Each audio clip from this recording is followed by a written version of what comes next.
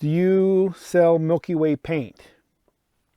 Okay, here's the deal. Yes, I can. I've mixed them up and I take it with me when I go on painting trips.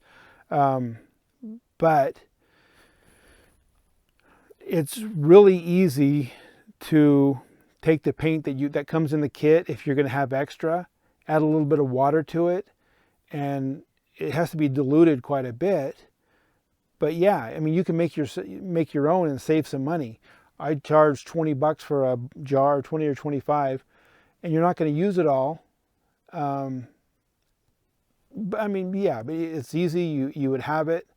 You don't have to mix it. You don't worry about that. So if you want to spend 20 to $25, I offer it, but you don't need it.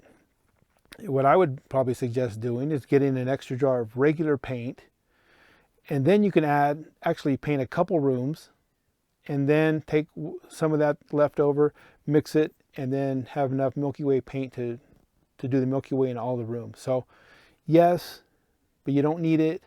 If you don't want to worry about it, yeah. I mean, if you don't want to worry about mixing it, I'll sell it to you. But you can mix it yourself.